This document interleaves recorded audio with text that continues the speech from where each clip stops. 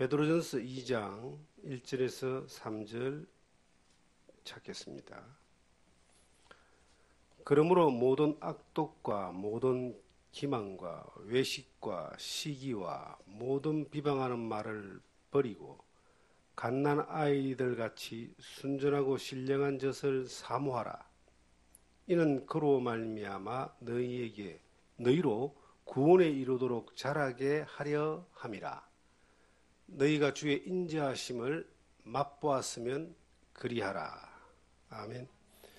구원에 이르도록 자라가라는 주제로 베드로전서 2장 1절에 3절의 말씀을 통하여 하나님 우리에게 주시는 은혜를 나누기를 원합니다. 예수를 믿는다라고 하는 것은 성경에 하나님의 자녀가 되었다라고 이렇게 말하고 있습니다.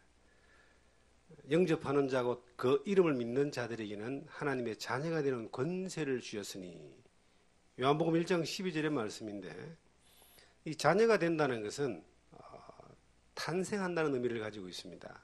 그래서 이 베드로전서 2장 바로 앞에 1장 조금 위에 보시면 이런 말씀이 있습니다. 23절에 너희가 거듭난 것이 썩어질 씨로 된 것이 아니요 썩지 아니할 씨로 된 것이니 살아있고 항상 있는 하나님의 말씀으로 되었느니라.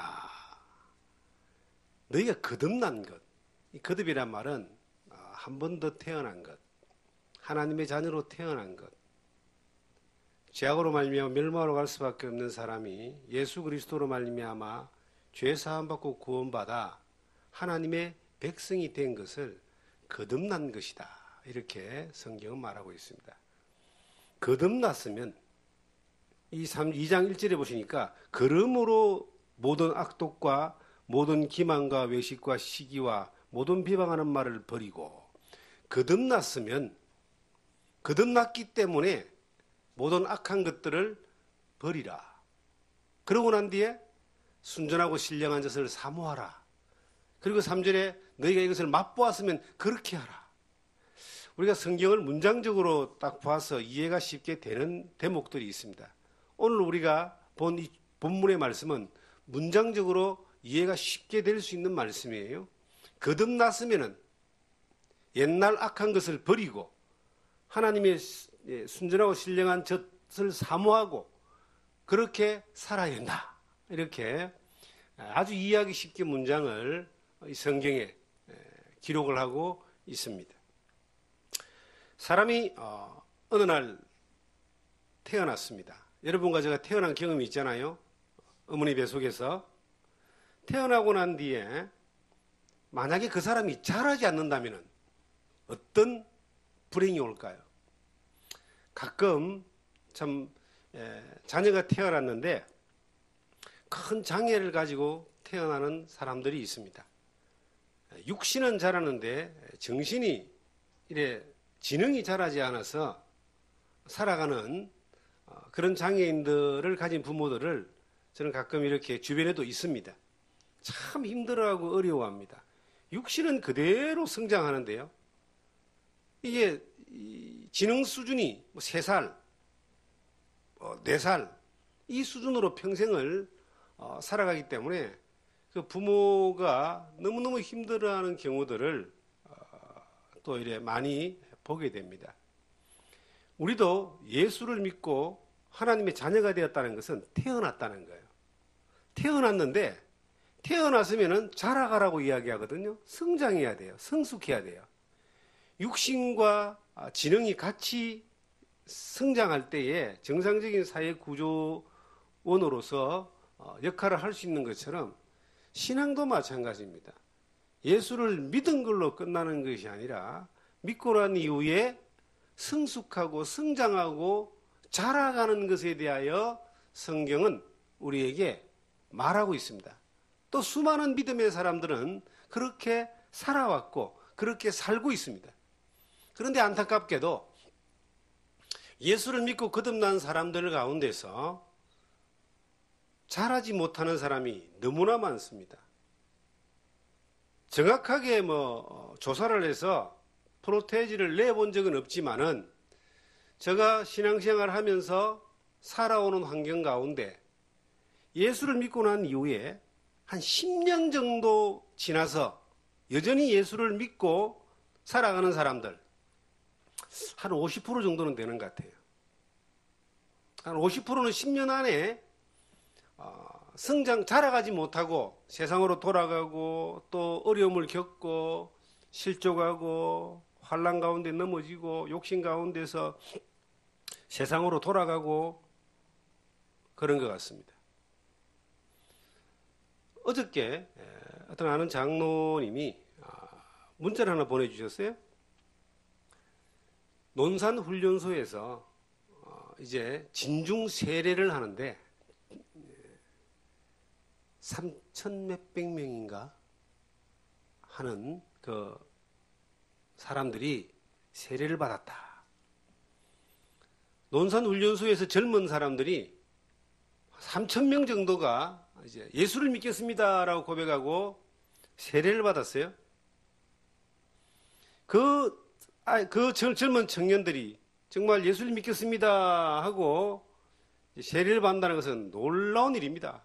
그런데 그 가운데 몇 명 정도가 제대를 하고 난 뒤에도 예수를 믿고 교회를 나갈까?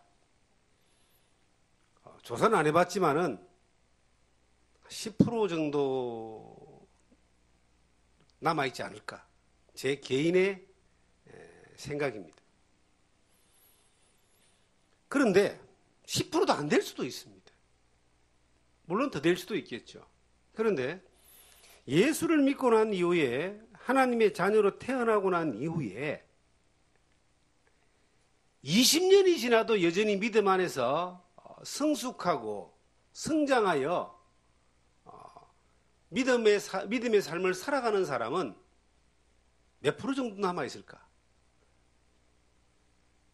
100에서 출발해서 한 10년 지나면 반 떨어지고 그리고 그 이후에 10년이 지났을 때에 믿음 안에 성숙하고 성장한 사람이 몇 명이나 될까? 하나님만이 아시겠지만 그렇게 많지 않을 것 같은 생각이 들어집니다. 그럼에도 불구하고 이 대한민국에는 1,000만 명의 예수를 믿는 사람들이 있습니다. 하나님이 예수를 믿는 사람들에 대하여 뭐라고 말씀하실까요? 이 성경에 이 베드로전서 2장 2절에 뭐라고 기록되어 있습니까? 갓난아이와 같이 순전하고 신령한 젖을 사모하라. 이는 그로 말미암아 너희로 구원에 이르도록 자라게 하려 함이라. 여기 구원이라는 단어가 나와요. 구원. 구원이 뭐죠? 죄악 가운데서 멸망으로 갈 수밖에 없는 사람들을 예수 그리스도의 보혈의 피로 건져서 천국 가게 하는 것을 구원이라고 합니다. 물에 빠져서 헤엄 못 치고 죽어가는 사람을 누군가 건져주면 그걸 구원이라는 것처럼 죄에 빠져서 영원한 멸망으로 갈 수밖에 없는 사람들을 하나님이 건져준 사람을 구원이라고 합니다. 이 구원이라는 이 단어가 얼마나 놀라운 단어냐면은 예수님이 이 세상에 오실 때 마태복음 1장 21절에 아들을 낳으려니 이름을 예수라라. 이는 그가 자기 백성을 저희 죄에서 구원할 자이심이라. 예수라는 이름 자체가 구원입니다. 구원자입니다. 구원자. 구원하러 오신 분이에요. 예수님이 이 세상에 오셔서 죄인을 구원하러 오셔서 십자가 위에서 하나님이 죄인을 구원하시는 영원한 속죄의 피를 흘리심으로 세상을 구원하시고 죄인을 구원하신 일을 다 이루어놨습니다. 예수를 믿는 그 순간 우리가 구원을 받는다 그래요. 여러분이 꼭 알아야 되는 이 구원이라는 단어에 세 가지 측면이 있습니다. 첫 번째는 예수 그리스도를 믿고 죄 용서받아 하나님의 자녀가 되어 심판을 이르지 않고 영원한 천국에 이르는 영생을 얻는 죄 용서받는 구원입니다. 이건 단번에 주신 믿음의 도라 그래요. 내가 뭔가 하는 것이 아니라 예수님이 해놓은 걸 그대로 믿는 겁니다. 이게 첫 번째 구원입니다. 두 번째 또 구원도 뭐라고 하느냐. 두 번째 측면이 있어요. 이게 우리가 이 땅에 살다가 육체가 생명의 기한을 다해서 죽습니다. 그러면 우리의 육체는 흙으로 돌아가지만 우리의 영혼이 하나님께로 가요. 우리의 영혼이 하나님께로 가서 하나님 품에로 들어가는 이것을 또 하나의 구원이라고 해요. 육체의 구원. 예수 그리스도가 우리를 데리러 이 세상에 재림하실 때에 예수 믿는 모든 사람들이 예수님처럼 변화되어져서 예수 그리스도의 나라, 천국으로 가는 이것을 두 번째 구원이라 그럽니다. 육체의 구원. 우리가 이 땅에 육신을 가지고 살면 상당히 불완전합니다. 교회에 와서 예배드리고 찬양하고 은혜가 넘칠 때는 세상을 이길 것 같고 세상을 유혹받지 않을 것 같고 죄 안 질 것 같고 그런데 막상 세상에 나가보면은 욕심이 들어오고 유혹이 들어오고 인간의 성품이 나오고 또 막 죄 짓고 사는 거예요. 불완전한 겁니다. 육신으로 살아가는 이것이. 그런데 완전한 구원은 언제 오느냐? 우리가 천국 가면 오는 거예요. 거기는 죄도 없고 악도 없고 욕심도 없고 오직 하나님 안에서 충만한 기쁨만 가득한 우리가 새하늘과 새 땅에 이 썩지 않고 더럽지 않고 쇠하지 아니하는 영광스러운 몸을 입고 그 하나님 보좌 앞에 나아가서 기뻐하고 즐거워하며 누리는 그 삶을, 천국의 삶을 두 번째 구원이라고 합니다. 우린 그날을 바라보고 살아가는 거예요. 그날을 사모하며 소망하며 살아가는 겁니다. 그러면 구원의 세 번째 측면이 뭐냐? 오늘 말씀드린 구원에 이르도록 자라게 하라. 자라가는 구원을 이야기하는 거예요.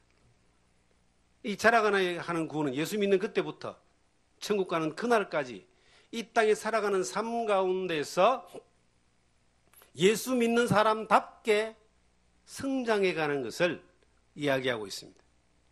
어떤 사람들, 제가 예수 믿고 이제 믿음 안에 살아가면서 많은 사람들을 만나봤습니다.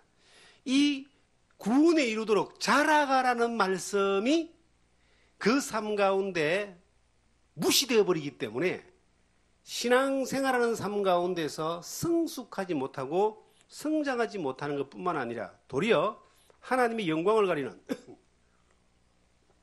그런 수없이 많은 사람들을 저는 만나보았습니다. 첫 번째가 상당히 거룩함을 포장한 사람들인데 예수를 믿고 구원을 받으면 죄를 안 지을 수 있다. 죄 안 짓는다. 이렇게 말하는 사람들이 의외로 가끔 있습니다. 또 그러한 것을 하나의 신앙, 자기들의 신앙의 모토로 해가지고 거기에 사람들을 막 이렇게 모으는 사람들이 있습니다. 이런 사람들은 성경에 영지주의다 이렇게 말합니다. 영적으로 하나님의 말씀을 자기들이 인지하고 받아들이는 것이 그렇게 사는 것처럼 포장을 하는 겁니다. 절대로 예수 믿는 사람이 이 세상에 살면서 죄를 안 지을 수 없습니다. 지옥 가는 죄는 없죠. 왜냐하면 예수님이 다 갚아놨기 때문에. 그거는 구원의 첫 번째 측면, 영원한 구원, 영원한 속죄를 이야기합니다.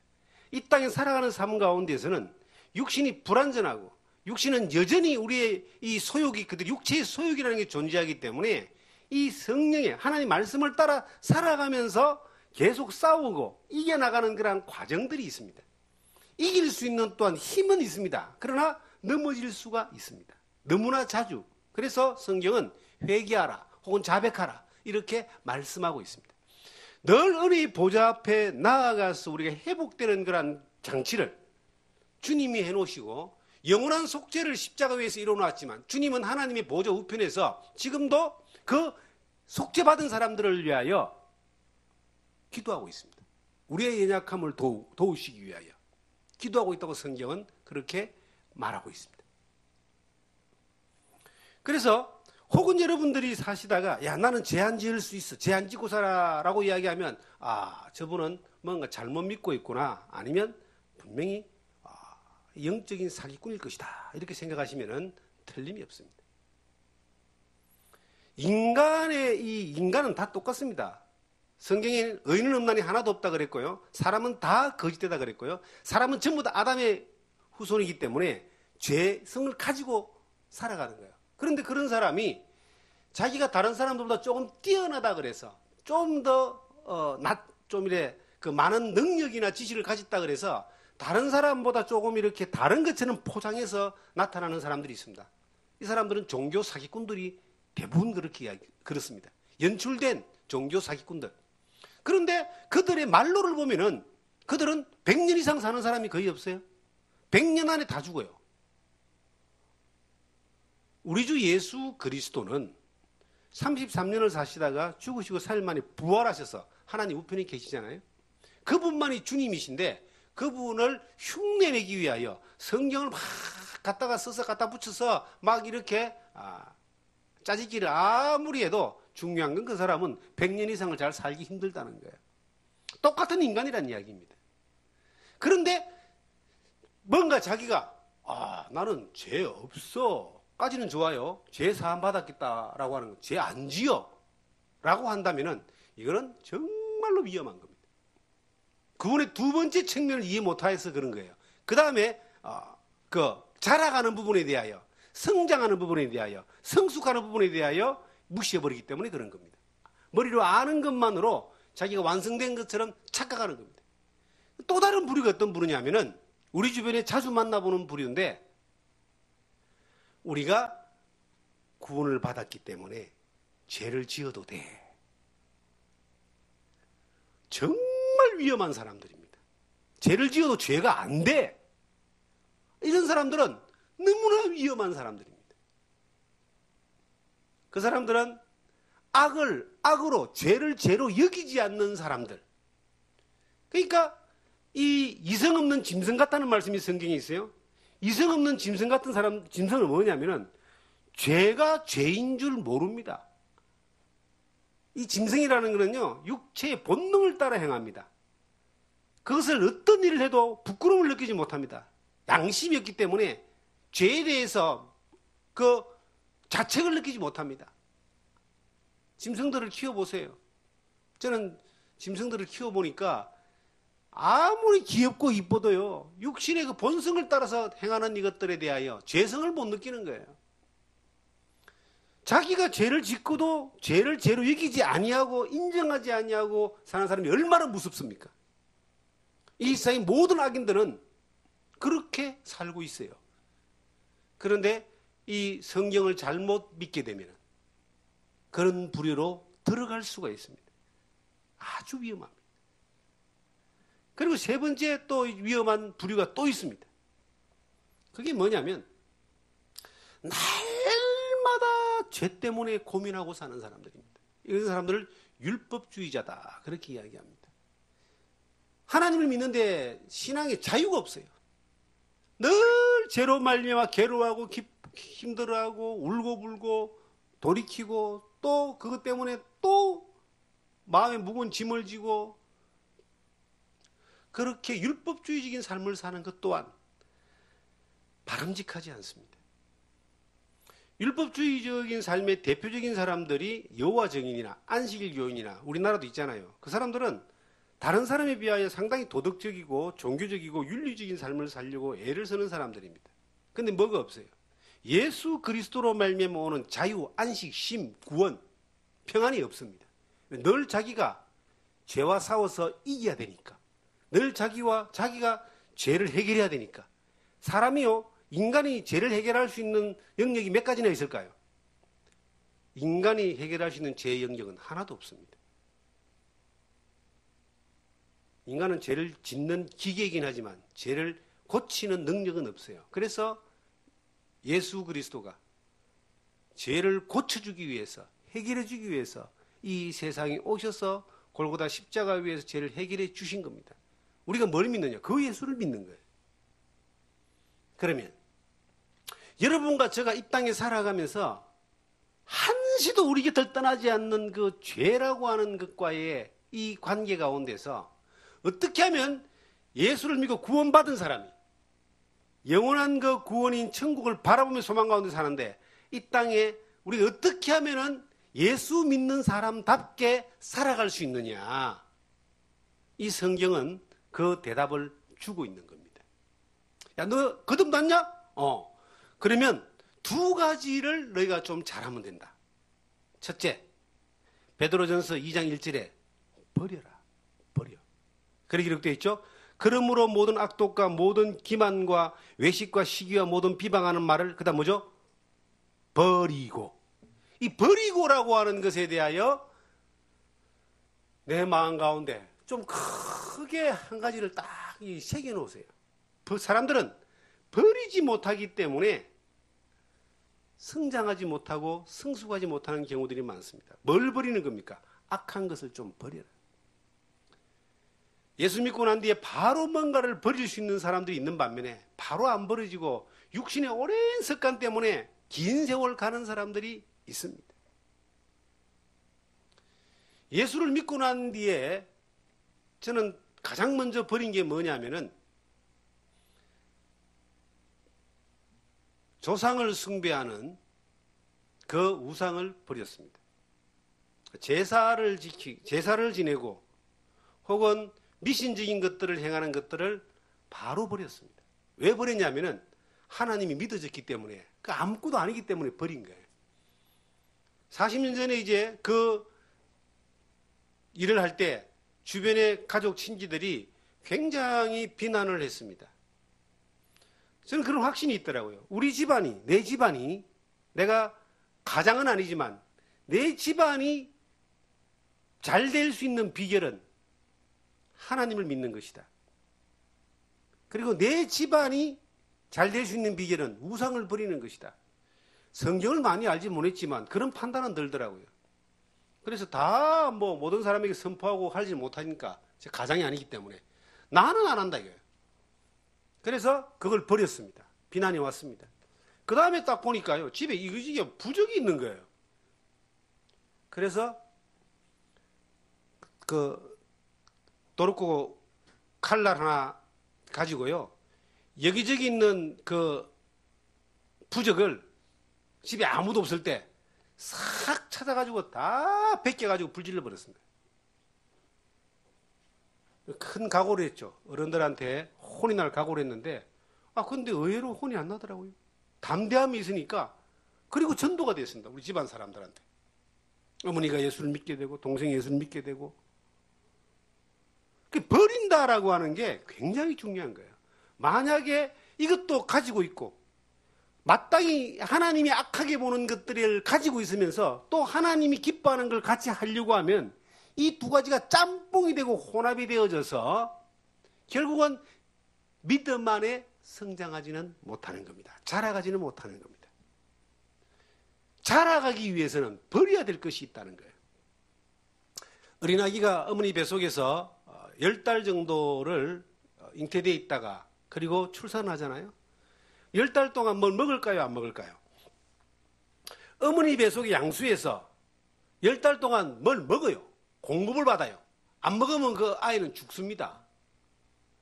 그래서 산모가 잘 먹어야지 아기가 잘 자란다 그런 말 하는 것은 아기도 먹는 거예요. 뱃속에서. 뭘 먹느냐? 탯줄을 통해서 공급되어지는 그 영양분을 먹는 거예요. 그러면 아기가 태어났어요. 아기가 딱 태어나는 그 순간 아기가 스스로 탯줄을 자르지 못하니까 어른들이 의사가 간호사가 탯줄을 잘라주잖아요. 왜냐하면 이 세상에 태어난 그때부터 이제 호흡도 자기 호흡을 하는 거예요. 숨을 안 쉬면 죽습니다. 숨 쉬라고 때려서 울리잖아요. 그리고 탯줄을 잘라버려야 됩니다. 탯줄로 공급되는 것을 끝내버리고 이제는 자기 입으로 순준하고 신령한 자기 엄마의 그 젖을, 초유라고 하는 젖을 빨아서 먹는 겁니다. 안 가르쳐줘도 기가 차게 아는 거예요. 탯줄을 통해서 공급되어지는 것을 끊어버리고 버리고 그리고 새롭게 공급되어지는 신령한 젖을 아이가 먹을 때에 이제 성장하는 것처럼 신앙생활도 마찬가지입니다. 내가 하나님의 자녀가 되었습니까? 그러면 버려야 될 것, 이 세상에 하나님이 기뻐하지 않는 것들에 대해서 이거는 버려야 되는 겁니다. 이게 버려지지 않으면 새로운 이 영적 성장을 위해서 공급되어지는 것들이 나에게 성장에 도움이 안 되는 것들로 끝날 수가 있습니다. 예수를 딱 믿고 나면 마음 안에 이런 마음이 듭니다. 하나님이 기뻐하는 일을 해야 되겠다. 저는 그런 마음이 들었어요. 그래서 성경을 잘 모르지만은 성경을 보면서 성경에서 말하는 것에 대하여 그냥 믿어버리는 그런 무모함이 있더라고요. 그냥 믿어버리는 거예요. 그 가운데 이런 게 있었습니다. 저는 그 가운데 제가 경험한 것 가운데 하나가 성경을 창세기부터 쭉 보는데 하나님이 창조주이신 것을 믿었습니다. 믿어졌어요. 그리고 쭉 가니까 노아의 홍수의 사건을 통하여 하나님이 세상을 죄악을 물러 멸망한 것을 믿었습니다. 노아 같은 사람이 되고 싶다. 쭉 가다 보니까 홍수 이후에 사람들에게 하나님이 고기, 이 짐승들을 육축을 먹으라 하는 거예요. 홍수 이후에 이제 지구의 환경이 바뀌었기 때문에 식물만 가지고 사람들이 영양분이 공급이 안 되니까 하나님이 이제 이 육축들도 먹으라는 거예요. 그런데 모든 생명은 피에 있기 때문에 피채 먹지 마라 하는 말씀이 창세기 9장인가 나오더라고요. 몇 번을 봤어요. 저는 피를 좋아했거든요. 어떤 피? 순대. 그 다음에 순대 말고 경상도에서는 선지라고 하는 게 있어요. 많이 먹었어요. 어릴 때 많이 먹었어요. 그게 맛도 있습니다. 근데 많이 먹었는데 그 피라는 거 알잖아요.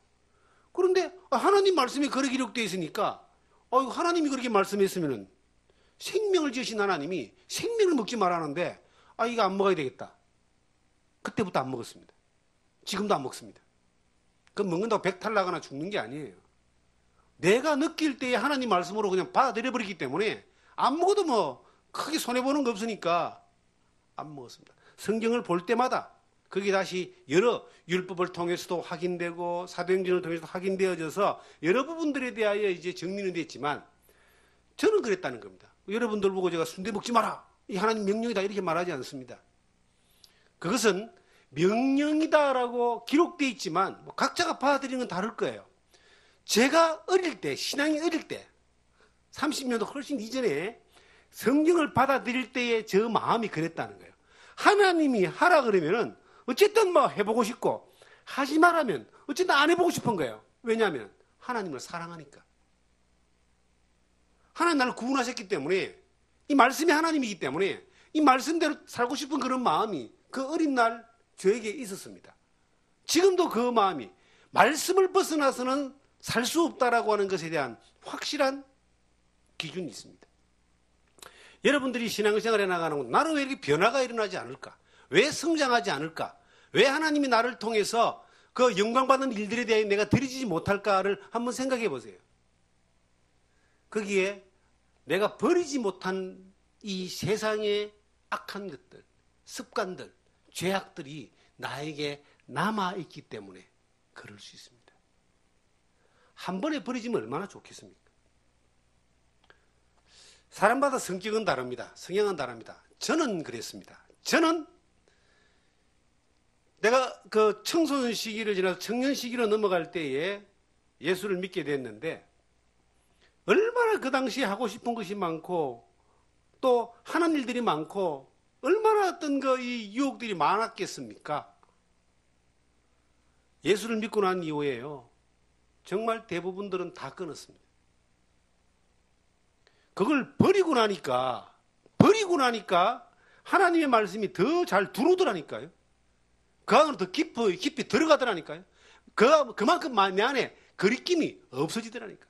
탯줄을 잘라버리고 나니까 새로운 이 엄마의 그 모유가 나에게 공급되는 것처럼 세상의 것들을 한번 버려보니까 하나님으로부터 오는 그 순전하고 신령한 영적 양식이 더 온전히 공급되어져서 더 하나님 안에서 이 성장되어지는 것을 그렇게 느껴졌습니다. 예수를 믿고 난 뒤에 아무리 오랜 세월이 지나도 변화가 없어요. 교회를 안 나오는 게 아니에요. 주일날 교회도 나와요.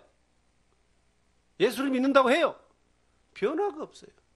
얼마 전에 제가 제 형을 만나서 참 충격적인 이야기를 하나 들었습니다. 저희 집안 식구들이 이제 외가 쪽으로 거의 예수를 다 믿습니다. 저희 집안 식구들이 모여서 이제 모임 예배도 드리고 목사가 이제 딱 있으니까 중심에 있으니까 예배에 있는 문화 그리고 대화 말씀으로 교제하고 대화하는 문화 이런 것들이 되는데 이제 저희 형은 믿은 지가 얼마 안 됩니다. 그런데 아주 오래전에 믿었던 우리 이모부가 한 분 계셔요. 어릴 때부터 예수를 믿은 집안이에요. 알고 보니 그렇더라고요. 그런데 이분이 술을 너무 많이 먹는 거예요. 건설회사를 다녔는데요. 저희 집에 오면은 이제 술을 안 먹죠. 못 먹죠. 제가 있기 때문에. 그리고 이제 그 술에 대하여 이제 뭐 생각을 못 하도록 하죠. 뭐 1년에 한 번 정도 보는데 와서 뭐 드시겠어요. 근데 얼마 전에 가족이 만났습니다. 여행을 갔는데요. 가족끼리 이제 어른들 모시고 여행을 갔는데 형하고 이제 둘이 마주 앉은 거예요. 저 형은 예수님 믿은 지 얼마 안 됩니다. 앞에 이제 오래되신 분이 계십니다. 이모부님. 둘이 앉아서 이제 음식을 이제 횟집에 가서 이제 회를 먹고 음식을 먹는데 안주가 좋다면서 소주 한 병을 시킨 겁니다. 나는 얘기 않고 그분은 저 끝에 앉아서 둘이서 이제 눈치를 살짝 보다가 이제 에이 됐다 먹자고 이제 먹기 시작한 거예요, 두 분이서. 그런데 그 대화가 마음이 아팠던 거예요. 그 두 분이 나누는 대화가. 그 이모부님이 이런 말을 했습니다. 저희 집안 이야기에서 죄송한데요. 저 이모부님이 야 내가 우리 아버지부터 우리 할아버지 다 예수를 믿는 집안에 태어났는데 우리 아버지는 술을 안 드시는데 돌아가셨습니다. 장로님이셨대요. 우리 형제간들은 전부 술고래야. 형제간들이 다 집 사고 장 모으고 그래요. 그리고 그 앞에 그 옆에 이제 이모님이 이제 부부가 된 이모님이 계셨는데 아이 막 한 잔 먹으라니까 딱 먹기 시작하는데 또 잘 드시더라고 집사님이. 제 형이 하는 말이 아유 이모부님 나는 부산에서 이렇게 내 친구들도 뭐 장로도 있고 선배도 장로도 있고 막 그런데 교회 가면 막 선교 회장이고 장로고 막 훌륭한 큰 교회 장로들인데 그 다음 말이 내 마음을 너무 아프게 했습니다. 우리 만나면요 술 잘 먹습니다. 그러면서 이제 같이 드시는 거예요. 술 먹는다고 뭐 지옥 가겠어요? 아닙니다. 지옥은 안 가는데 그러한 삶을 살면은 믿음이 성장하지 않습니다. 구원에 이르도록 자라라 그러잖아요. 구원에 이르도록 자라는 것이 빌립보서 2장 12절에 두렵고 떨림으로 너희 구원을 이루라는 말씀으로 기록되어 있습니다. 우리가 시민권이 하늘에 있지만 천국과는 보장이 되어 있지만 이 세상에 살면서 두렵고 떨림으로 구원을 이루어 나가야 되는 그러한 이유가 있는 사람들입니다. 마음대로 살면은 구원에 이르도록 자라지 못하고 구원을 이루어가지 못하는 거예요. 예수 믿는 사람처럼 살지도 못하고 예수 믿는 사람답게 살지도 못하고 예수 믿는 사람으로 사는 것도 안 되는 겁니다. 그 하나를 버리지 못하는 것 때문에 그 성장하지 못하는 외형적으로 뭐 집 사고 장 놓으면 뭐합니까? 목사면 뭐합니까? 외형적으로 하나님 볼 때에 성장하지 않은 믿음, 자라지 않은 믿음. 우리가 예수 믿고 난 뒤에 단번에 이것을 딱 버리는 사람도 있고 시간이 가는 가운데서 육신의 습관 때문에 못 버리고 시간이 가는 가운데 버려지는 사람이 있는데 중요한 건 버려야 된다는 겁니다. 그래야 성장하는 거예요. 돈을 너무 좋아하는 사람이 있습니다. 돈을 너무 사랑하는 사람이 있습니다. 정말 돈 때문에 많은 것들을 이렇게 많은 죄악들을 막 범합니다. 그것이 인생의 목적처럼 살아왔고 또 살아갑니다. 그런 사람들을 흔히 볼 수 있잖아요. 주변 보면 다 그래요, 다. 시골은 안 그런 줄 아십니까? 시골에도요, 땅 한 떼기 가지고 네 땅 내 땅 하면서 경계선 가지고 싸우고요. 그 땅 한 10평 정도 되면은 곡식이 나면 얼마나 나겠어요? 그 땅이 네 땅 내 땅이라고 청량을 3번, 4번, 5번 하고요. 그렇게 싸우는 사람들이 있어요. 근데 그것이 욕심이라고 하는 것이 내 중심의 삶의 중심에 있어가지고 그걸 쫓아서 막 살아가는 사람들 한 200년 살 것도 아닌데 그것 때문에 믿음 안에서 성장하고 살아가는 것들에 대하여 변화가 일어나지 않습니다. 인생의 목적이 하나님의 영광이 아니고 그리고 하나님 앞에서 자라가는 것이 아니라 내 욕구를 채우는 것이 될 때 그것이 성장될래야 성장될 수가 없는 겁니다. 버려라. 이 버려야 되는 이 대목들은 정말 버려졌을 때에 이 사람이 구원에 이르도록 자라감에 대하여 변화가 일어나는 것들을 보게 됩니다. 그런데 너무나 감사하게도 저는 예수를 안 믿는 집안에서 태어나서 평생 안 믿고 살다가 뭐 교회를 안 다녀본 건 아니지만은 왔다 갔다 해보긴 했지만 예수를 믿어본 적이 없던 사람인데 정말 예수 그리스도의 은혜로 말미암아 이 죄사함의 구원, 십자가의 예수 그리스도를 발견하고 믿고 난 이후에 영접하고 난 이후에 성경이 말하는 것이라면은 무조건 100% 따르겠다라고 하는 그런 믿음이 생긴 거예요. 그리고 그렇게 사라졌습니다. 그리고 살아가다 보니까 내가 이전에 예수를 믿기 전에 살았던 삶의 어떤 가치와 그 즐거움보다 더 큰 가치와 즐거움이 점점 채워지니까 지금까지 이렇게 살아올 수 있었습니다. 믿음 안에서 여러분들이 잘하고 싶습니까? 잘하면 어떤 일이 벌어질까요? 힘이 생기는 거예요. 힘이 없을 때는 뭘 하지를 못하는 거예요. 힘이 생기면요, 할 수가 있습니다. 시골에 이렇게 있어 보니까 아무것도 하지 못했던 도시 사람이었는데 시골에 있어 보니까 사람을 이렇게 어떤 일을 할 때요, 사람을 불러서 일을 시키면 사람이 오는 것도 더디고 그리고 비용도 너무 많이 드는 거예요. 재료비보다 인건비가 훨씬 비싸게 들어요. 그래서 이러면 안 되겠구나 싶어서 좀 내가 배워서 해야 되겠다. 그래서 공부를 준비하고 그 다음에 요즘은 너무 배우기 좋더라고요. 유튜브가 너무 잘 가르쳐줘요. 여러 가지를 유튜브가 가르쳐줘. 그래서 유튜브를 보고 막 연구하고 또 인용하고 배우고 지식을 얻고 그리고 배웠어요. 어떤 일을 해봤어요. 돼요. 그 다음 어떤 일이 벌어질까요? 배워서 되니까 이제 점점 용기가 생기는 겁니다. 자꾸 겁이 나지 않는 겁니다. 신앙도 마찬가지예요. 내가 믿음 안에서요, 버리지 못할 때는 두려워서 아무것도 하지를 못하는 거예요. 이거 끊으면 내가 죽는데. 그런데 이걸 딱 끊고 하나님이 주시는 그 힘을 내가 하나하나 공급받을 때에 새로운 이 힘이거든요. 순전하고 신령한 젖을 사모하라 그러잖아요. 하나님으로부터 오는 그 순전하고 신령한 젖이 공급되어질 때 이게 이전에 있던 못했던 두려웠던 것들이 이쪽에서 되어지는 힘을 경험하잖아요. 용기가 생기는 겁니다. 이것이 경험이 생기는 겁니다. 이것이 성장하는 거예요. 믿음은 경험하는 거예요. 머리로 아는 것이 아니라 삶으로 경험되어지는 겁니다. 경험되어지는 것은 가만히 있는데 경험이 오는 게 아니야. 버리라는 것을 버릴 때에 그리고 순전한 것을 사모하고 받아들일 때에 이게 이제 경험이 되어져서 용기가 생기고요. 힘이 생기고 그 다음 일들도 할 수 있는 성장과 성숙이 이루어지는 겁니다. 여러분, 이 2절에 나오는 말씀처럼 갓난아이들이 같이 순전하고 신령한 젖을 사모하라. 이는 그로 말미암아 너희로 구원에 이르도록 자라게 한다. 야, 어떻게 구원에 이르도록 자라는 게 단순히 순전하고 신령한 젖을 사모하는 것으로 가능하다는 것이냐? 순전하고 신령한 젖이 뭐예요? 하나님의 말씀이고 하나님입니다.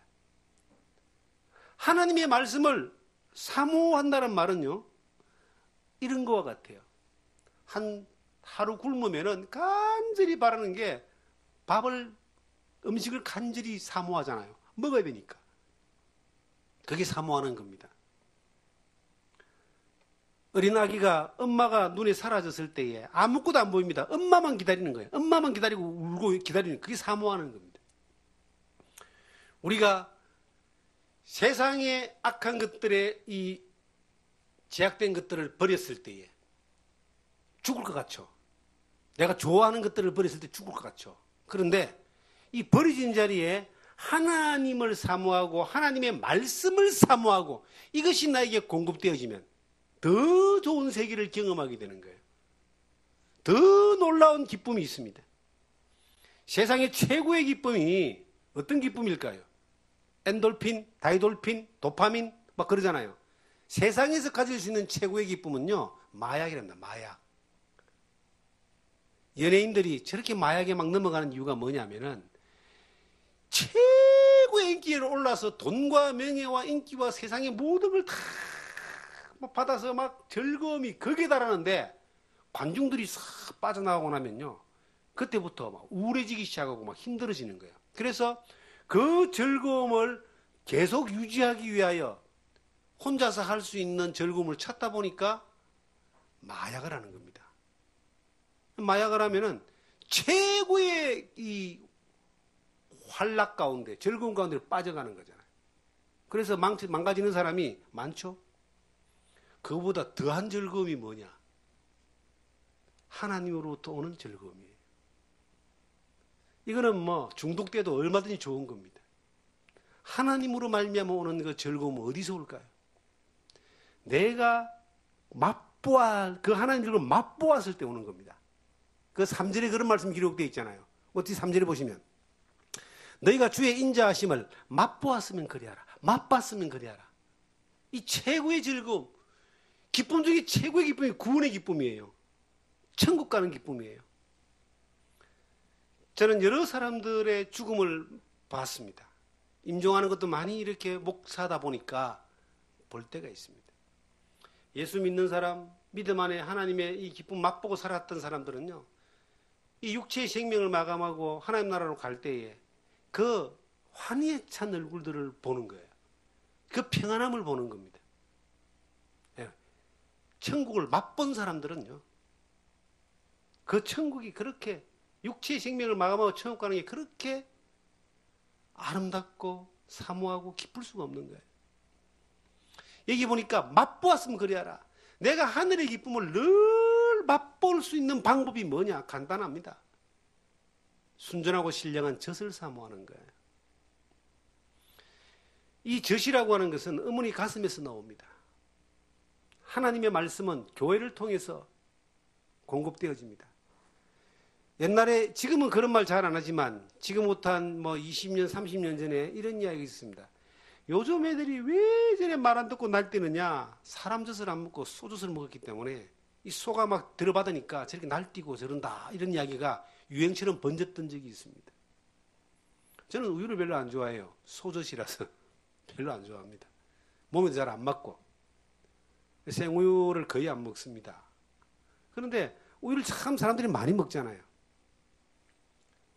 음식이니까 완전 식품이라고 하는 먹는데 요즘 또 그렇지 않은 이야기도 많이 나오긴 하죠. 그런데 이 우유를 먹고 사람의 엄마젖을 대신하는 것이 양식으로서는 가능할지 몰라도, 좋을지 몰라도 정서적으로는 별로 좋지 않습니다. 아이를 어머니 가슴에서 이렇게 젖을 먹일 때 젖만 먹이는 게 아니잖아요. 그것도 최고의 영양분이 그 몸에서 태어난 아이가 그 몸에서 나오는 음식을 먹으니까, 순전하고 신령한 젖을 먹으니까 가장 좋잖아요. 그런데 이 어머니 가슴에 있으면서 그 밀착된 가운데 어머니의 사랑이 그대로 전달되지잖아요. 우유병떡 던져주고 먹으라 먹는 거하고 안아서 먹이는 거하고 다른 겁니다. 뭔가 계산할 수 없는 그 성분이 아이에게 전달되는 거예요. 우리가 하나님의 말씀을 먹는 것도 마찬가지라고 저는 생각을 해요. 교회를 통해서 하나님을 믿는 그 믿음 안에 살아가는 그러한 무리들을 통해서 하나님의 말씀이 쭉 이렇게 공급되어질 때에, 정상적인 이 영양분이 공급되어질 때에 성장할 수밖에 없습니다. 그 맛을 보고 나면은 그 맛을 뗄 수가 없잖아요. 어느 기간까지 계속 그 말씀을 먹잖아요. 욥기 23장 보시면 일정한 음식보다 내가 주의 말씀을 더 사모했다, 그런 말씀이 있어요. 음식을 먹는 것처럼, 음식을 사모하는 것처럼 하나님과 하나님의 말씀을 계속 사모하는 거예요. 어린아이가 엄마를 기다리는 것이 엄마를 사모하는데 엄마에게 있는 그 젖을 같이 기다리는 것처럼, 우리가 하나님을 사모하고 하나님의 말씀을 같이 사모하고 그 사모하는 가운데 이 말씀을 보기만 하면 하나님이 알게 해주세요. 성령으로 깨닫게 해주세요. 그리고 공급해 주시는 겁니다. 자꾸 이 사람이 만들어 놓은 인공 감미료를 계속 만들어서 이걸 거기다가 첨가를 시켜서 먹이면요, 어떤 문제가 생기겠습니까? 병 걸립니다. 어머니 모유가 맛이 있을까요? 우유보다 맛이 없을 거예요. 우유에다가 초콜릿 딱 타놓고 딸기 같은 거 이렇게 달짝지근한 거 타놓으면 애들이 얼마나 좋아합니까? 근데 그거 먹으면 어떤 일이 벌어질까요? 야쿠르트. 저는 이 야쿠르트를 어릴 때 참 우리 아이들 어릴 때 야쿠르트가 너무너무 그 좋은 거였어요. 그 당시 물고도 별로 없고 하니까 야쿠르트가 최고의 영양분인 줄 알았어. 그래서 저 대구서 목회할 때요, 어떤 그 성도님이 올 때마다 아들 먹이라고 야쿠르트를 갖다가 사오는 거야. 그래서 올 때마다 사오는 걸 열심히 먹였더니 이빨이 다 썩어버리더라고요. 단성분이 그 아이 치아를 다 약하게 만들어버리더라고요. 우리가 우리 입맛에 좋은 것들을, 우리 인간의 입맛은 뭐가 좋아요? 죄 짓는 거 좋아하고, 즐기는 거 좋아하고, 노는 거 좋아하고, 게으른 거 좋아하고, 그러한 내 입맛에 맞는 것들을 막 자꾸 감미해서 이 하나님 말씀을 먹으려고 하면은 어떤 일이 벌어질까요? 영적으로 이빨 썩듯이 썩어버립니다. 할 수가 있으면은 하나님 말씀을 그대로 좀, 순전한 말씀을 그대로 좀 먹어라. 이 성경을요, 저는 성경을 참 사모하는 사람입니다. 그런데 이전에는 더 사모했습니다. 하나님 말씀을 보면서 밤을 새는 거예요. 자꾸 끌려 들어가요. 성경을 보면서 이 말씀 줄 긋고, 처음에는 줄을 많이 껐어요. 요즘 줄을 안 껐습니다만은. 그 색연필 가지고요, 줄 긋고 볼 때마다 새로운 거예요. 이전에 봤던 성경들을 보관해놨는데 그냥 줄천지야, 줄천지. 요즘은 이제 그렇게 줄을 잘 긋진 않죠. 중요한 부분들을 메모를 해놓긴 하지만은. 하나님의 말씀만 먹어도 영적 건강하게 성장하고 성숙하는데 부족한 것이 없어요. 하나님으로부터 오는 말씀, 가미된 말씀 말고, 만들어진 말씀 말고, 여기다가요, 이 성경에다가 공산주의 사상을 가미해버리니까 공산주의 사상이 되는 겁니다. 이 성경에다가 WCC를 가미하니까 WCC가 되는 거예요. 이 성경에다가 그냥 오만 다른 것들을 막 가미하니까 2단이 나오고 3단이 나오고 사이비가 나오고 다 나오는 거예요. 그렇게 입맛대로 가미된 조미료 쳐져 있는 그러한 성경을 보지 말고 그냥 하나님의 말씀 이 자체를 보는 겁니다. 요즘은 이 지식이 얼마나 넓어졌냐면 이 성경을 가지고도 이것만 가지고 하나님 제대로 못 믿는지 원어 성경, 영어 성경, 헬라어 성경, 히브리 성경, 킹제임스 성경, 세번역 성경, 저끼리 다 또 성경을 따로 저거 입맛에 맞도록 또 이렇게 만들어 가지고 그 맞는 걸 쓰는 거야. 자기 필요한 것들을 고치는 거야. 천주교 성경은 천주교에 맞는 성경을 붙여가. 우린 66권을 보는데 그들은 70권이에요. 66권이 한 권이 아니고 4개인가 3개인가를 더 붙여가지고 또 써요. 그것은 뭔가 이렇게 조미료를 잘못 친 겁니다. 우리가 이 대한성서공회에서 나와서 6, 70년 전에 번역되어져 가지고 읽다가 지금 새로운 언어로 이렇게 번역되어져서 새로운 우리가 쓰는 문법으로 번역되어진 게 2005년도에 나와 있는 대한성서공회판 개역 개정판, 이 성경을 가장 공인된 성경입니다. 우리나라에서는. 이 성경만 쭉 봐도 하나님 믿는데 부족함이 없고 이 성경을 통해서도 순전하고 신령한 것이 충분히 공급되어지고 이 성경도 제대로 못 읽어가지고 신앙생활을 못하는 사람이 얼마나 많은데, 그래서 저는 요즘요 성경을 가지고 새롭게 번역하고 킹제임스 판이니 헬라어 판이니 오만 것 가지고 지식을 더 높여 나가는 그런 부분에 대하여 또 사람들이 지식이 높아지고 수준이 높아지다 보니까 거기에 맞도록 이렇게 설교를 해야 되니까요. 그 수준을 더 높이려고 자꾸 새로운 것들을 만들어가는 거예요. 이 순전하고 신령한 것이 아니라 조미료 많이 되어 있는 그러한 잘못된 짓이다. 그 잘못 먹으면, 그런 거 먹으면요, 처음엔 잘 몰라도 나중에는 이상해져 버립니다. 요즘 아이들 보면요, 이 뭔가 이게 균형이 안 맞잖아요. 우리나라가 비만 문제가, 아마 비만 문제를 해결하는 뭐 특효약이 나오면 그분은 아마 그런 약이 나오면 진짜 효과가 나오면 한 방에 수조 원 벌 거예요. 못 먹어서 문제가 아니라 비만이 문제인데, 그 비만에 숨겨져 있는 내용은 이게 온전한 음식이 아니라 먹기 좋은 음식들, 이런 것들로 길들여져 있다 보니까 그렇게 되는 겁니다. 우리의 신앙생활도 성장해야 됩니다. 비만하지 말고 자꾸 비만하고 비대해져 가는 거예요. 엉뚱한 거 먹으니까. 이 성경에 있는 대로 구원에 이르도록 자라야 됩니다. 하나님이 보시기에 아름답도록 성장해야 되는 거예요. 그 성장을 위해서 우리에게 필요한 게 뭘까? 버려야 되는 거 딱 버리십시오. 과감하게. 하나님 앞에요, 서운한 거 있으면 지키세요. 우리가 순전하고 깨끗할 필요가 있습니다. 그리고 버리냐?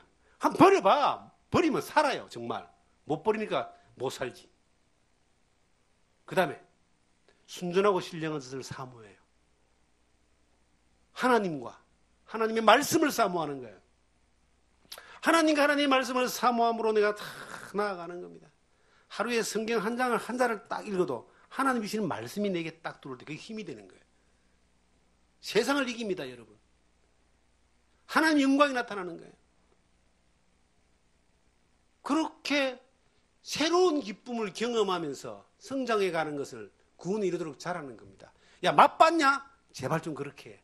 맛 못 본 사람은 아예 모르기 때문에 안 되지만, 그 말씀을 맛본 사람들은 계속 그렇게 한번 가봐. 신앙생활을 해나가는 가운데 저는 오랜 세월 수많은 그 위협 가운데 얼마나 우리가 잘못될 수 있는 확률이 많은 세계에 살고 있습니까? 위험이 얼마나 많아요. 그런 가운데서도 하나님 우리를 지켜주고 인도하고 여기까지 오게 하신 것은 하나님 우리를 사랑하시고 우리에게 계획이 있기 때문입니다. 우리가 이 살아가는 삶 가운데서 그저 밥 먹고 사는 것이 목적이 아니고 돈 좀 더 벌어서 편안하게 사는 게 인생의 계획과 목적이 아니라 하나님으로 말미암아 기쁨을 누리고 하나님이 믿음 안에 성장하고 우리의 삶을 통해서 하나님이 일할 수 있는 자리에 내가 한번 들여져 보고, 우리는 자꾸 사람들에게 보여지고 나타나고 그리고 뭔가 보여주려고 하는 그런 욕구가 있잖아요. 내한테도 그게 있어요. 그런데 이걸 자꾸 눌리는 거예요. 뭐로? 말씀으로. 하나님이면 만족합니다. 하나님이 일하시면 만족합니다. 거기에 있으면 만족합니다. 감사함으로. 그 하나님을 사모하는 거예요. 하루 종일. 그러한 삶이 우리도 모르게 믿음 안에서 우리를 성장하게 하고 자라게 하고 구원에 이르도록 자라게 하는 과정이 되는 겁니다. 나에게 뭔가 어떤 일이 닥치고 지나갈 때 내가 버티고 이겨나갈 수 있는 힘이 어디서 오느냐? 하나님으로부터 오는데, 내가 살아가는 삶 가운데 하나님이 나의 힘이 될 수 있는 사람은 하나님을 사모하고 말씀을 사모하고 그 말씀으로 공급받고 사는 사람이라야지 그렇게 될 수 있는 겁니다. 이 죄 많은 세상, 유혹 많은 세상, 사탄이 여러모로 공격하는 이 세상에서 정말 하나님의 기쁨이 되고 하나님으로 말미암아 여러분들이 이겨나가는 그런 삶을 살기 위해서는 여러분 말씀을 사모하십시오. 집에서 하루에 한 자라도 말씀을 읽으세요. 저는 성도들이 잠언을 좀 읽기를 권합니다. 잠언. 하루에 한 장씩. 잠언이 1장에서 31장까지 있어요. 1년에 12번을 읽을 수 있습니다. 하루에 한 장만 읽어도. 한 장 읽는데 5분도 안 걸려요. 신약성경 마태복음. 저는 마태마가 누가 요한복음을 자주 묵상합니다. 시편을 많이 묵상합니다. 잠언도 자주 봅니다. 주님이 직접 하신 말씀을 자꾸 듣고 싶어지는 때가 있어요. 그래서 복음서를 자주 봐요. 다 아는 내용이지만 또 봐요. 또 깨달아져요, 거기서. 여러분도 성경을 많이 사모하십시오. 특별히 세상에서 이 살아가시는 분들, 사업하고 사람들 만나는 수많은 분들, 이 처절한 이 세상에서 경쟁 사회에서 이길 수 있는 방법은 최고의 비결은 여호와를 경외하는 것이 지혜의 근본이고 지으신 자를 아는 것이 명철이라 그랬습니다. 하나님이 주시는 지혜와 명철을 지셔야 돼요. 성경에 있습니다. 잠언을 보세요. 하루에 한 장씩 보세요. 그러면 하나님이 주시는 힘을 경험하게 될 줄 믿습니다. 그렇게 승리하는 여러분들이 되기를 주의 이름으로 축원합니다.